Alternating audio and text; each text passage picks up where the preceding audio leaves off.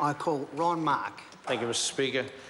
Well, it's an unusual thing when unity and harmony breaks out in the House of Representatives, and you have a situation where not only is the House unanimous in its support for a member's bill, but is actually Speaker after Speaker, even on the government side. Yeah, I say that even on this government side today has been generous towards all people who have worked and contributed towards what will be the passage of this piece of legislation. I want to start on behalf of New Zealand First by giving our congratulations firstly to Marion Hobbs, an old friend of mine from down in Christchurch.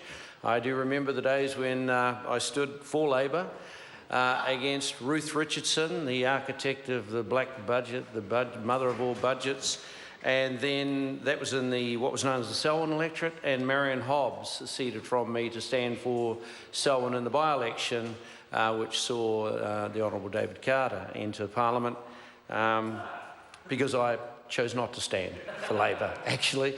And I do note that, Marion came third in that one, whereas I'd actually come second, but never mind, close second. But never mind, that was history, funny how history goes, but also funny, and I want to pass on congratulations most sincerely to Grant Robertson and the support, and I want to thank the Honourable Annette King for the support that she has steadfastly given him throughout what has been a long, arduous process to bring us to this point here and now. Thanks also to the Select Committee for the way in which I think all members have tackled some of the issues that have vexed some members of the community. But I'm very confident that New Zealand First is lending its support to a very worthwhile piece of legislation, and we look forward to maybe celebrating a little bit of this later on. I think sometimes when you get to this speaking slot, I've said it before, almost everything that needs to be said about the legislation, the process has been said. So I'm going to try something different, Mr. Speaker. I'm going to firstly acknowledge the advisors to the Select Committee, Department of Internal Affairs and Information New Zealand, who provided not one, not two, but three reports to the committee during the passage. What started out as a very simple report, 6th of November 2015, I note blew out quite substantially, and for those who are listening on the radio you can't see, but I'm holding up a very slim document which only consisted of, what, 8, 9 pages?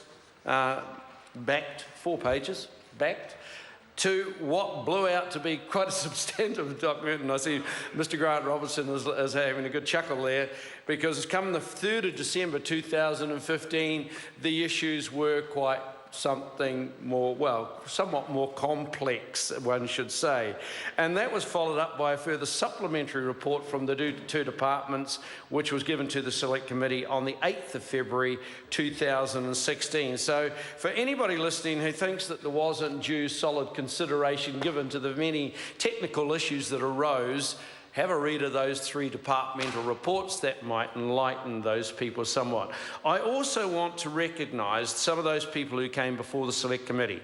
Friends of the Wellington Town Belt, Wellington City Youth Council, Mount Victoria Residents Association, Craig Palmer, Transpower New Zealand, interesting, Joan Quinn, Judith Grekowski, John Christopher Horn, the Wellington City Council, and I know the Mayor, specifically the Mayor Celia Wade-Brown, Mike Oakes, Nick Chapman, Adam Holloway, and Councillor Helen Ritchie, who put a lot of effort, and particularly Councillor Helen Ritchie, into the passage of this bill, or the production of the bill and getting it into the process whereby it might pass.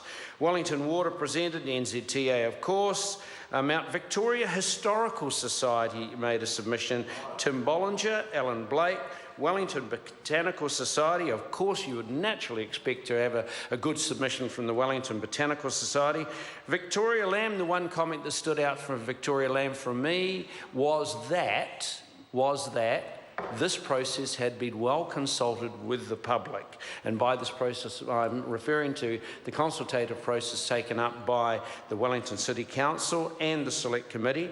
Wellington Civic Trust submitted Action for Environment and Greater Kelburn Progressive Association.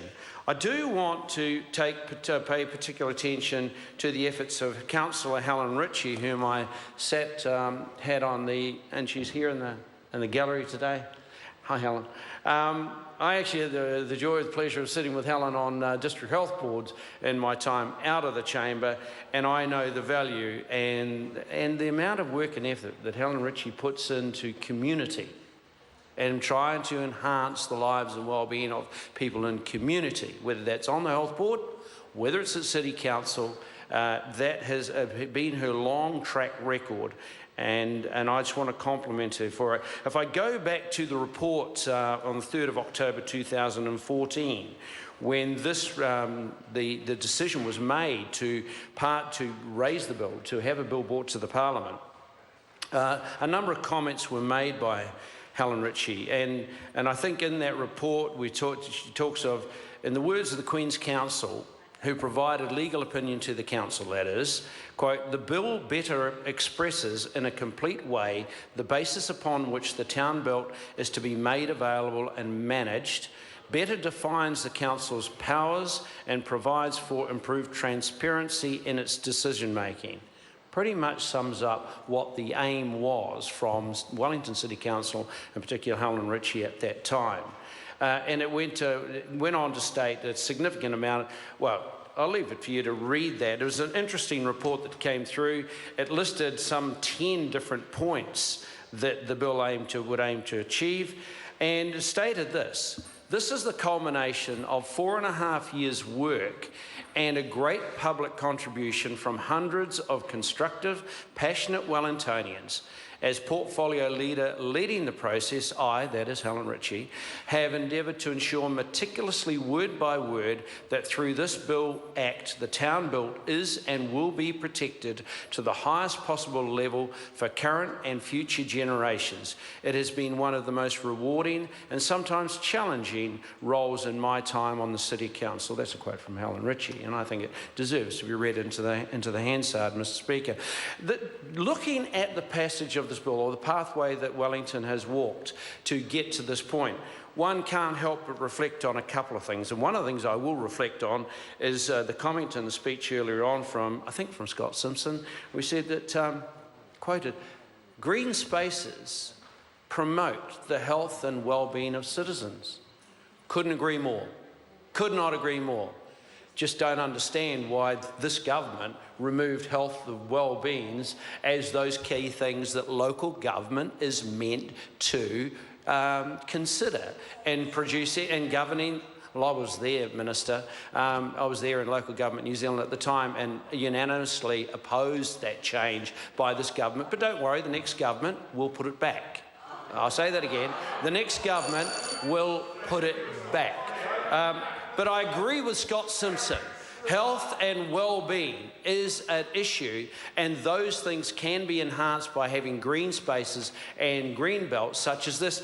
And I do lament, if we go back in history again and look at Christchurch and the situation that it faced back in 1991, when we had the Greenbelt Protection Society that fought so stridently to retain the Greenbelt, something which is lost, but I guess ironically might well be restored as one of the consequences of the planning that's going on down there in the aftermath of the earthquakes. But again, how ironic that one of the people who sought to undermine the green belt and actually, bring about those changes that saw land lost was a National Party Minister of Finance by the name of Ruth Richardson.